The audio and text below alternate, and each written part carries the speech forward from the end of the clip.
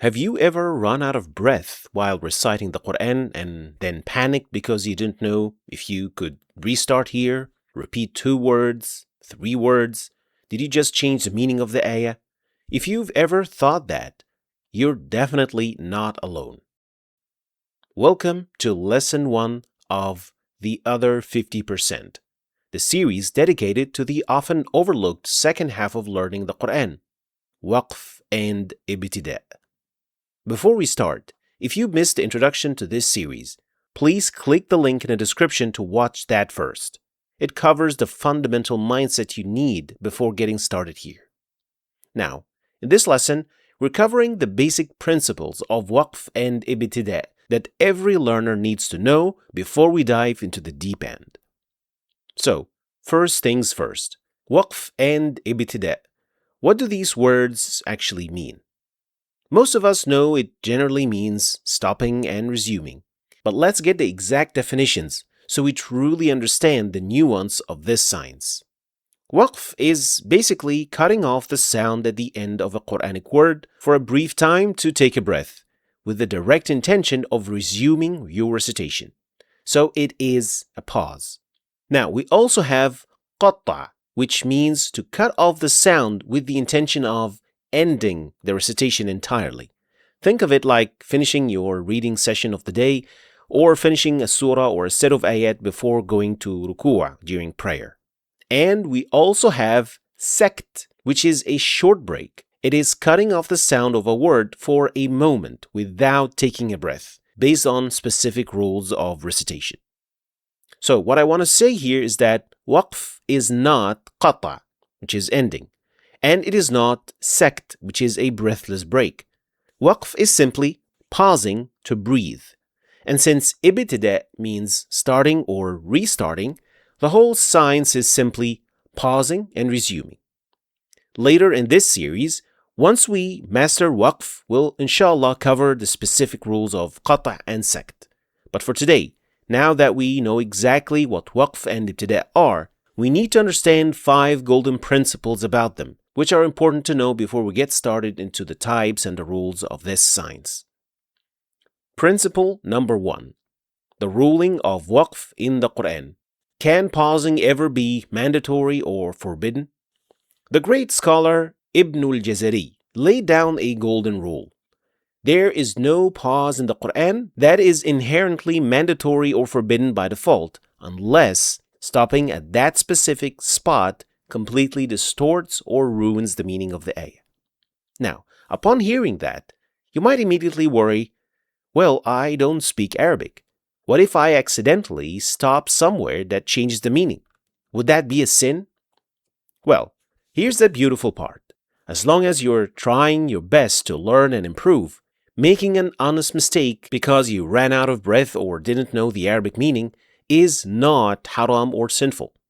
However, it does indeed become forbidden if someone deliberately and intentionally pauses in a bad place to distort the meaning of Allah's words, or if that they are able to learn and improve, but they don't out of laziness or carelessness.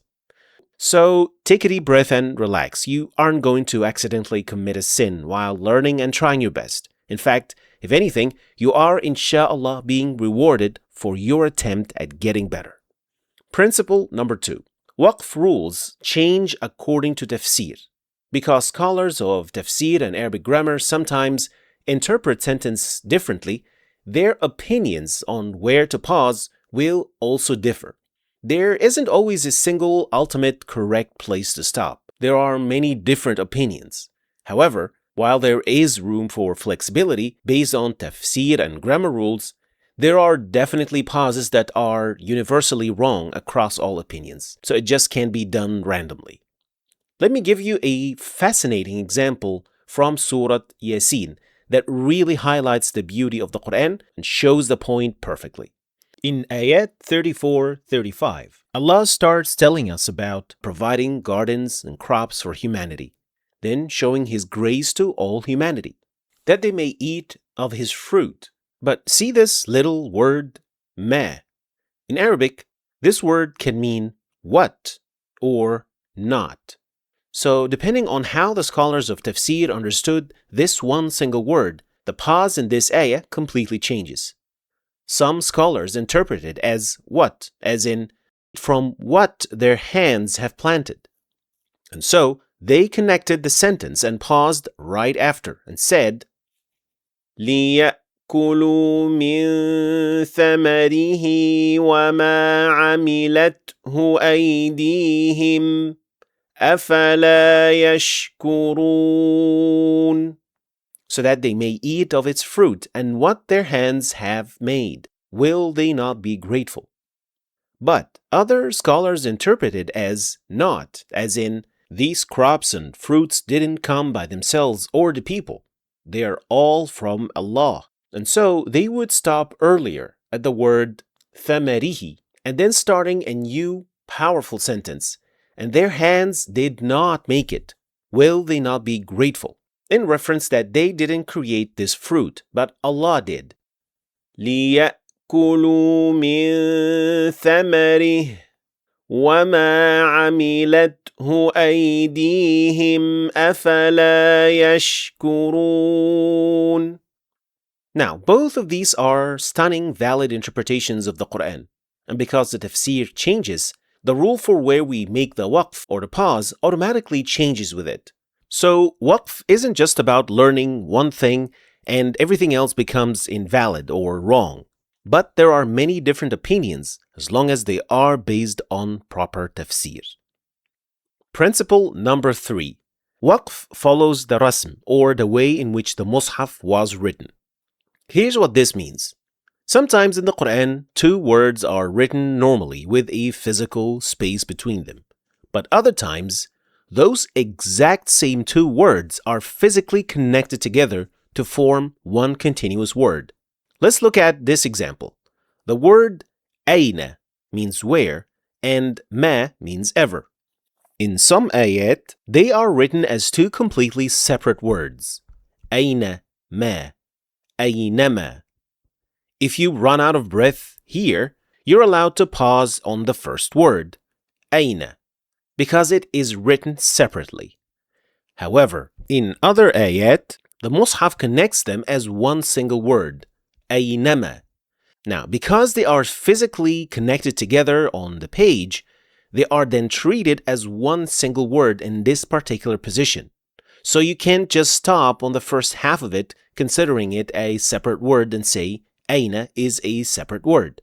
So if you're forced to pause, you must read all the way to the very end of the joined word. So it is a simple principle. If the Mushaf didn't create a space, your voice can create a break. Principle number 4. Pausing at the end of an ayah. It is an established sunnah of the Prophet, peace and blessings be upon him, to stop at the end of the ayah and then restart from the ayah after. This is an established rule that applies in every situation, every surah, any context, and even if the sentence continues into the next ayah.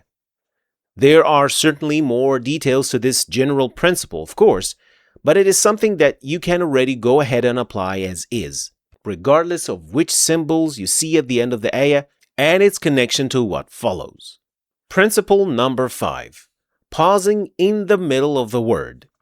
Many beginners aren't yet able to estimate their breath properly when reciting the Quran. So they end up running out of breath in the middle of a word. Say a syllable, take a breath, then the rest of the word, like so. إِنَّا أَطَعْنَا سَادَتَنَا وَكُبَرَاءَنَا. This is actually wrong and must not be done under any circumstances when reciting.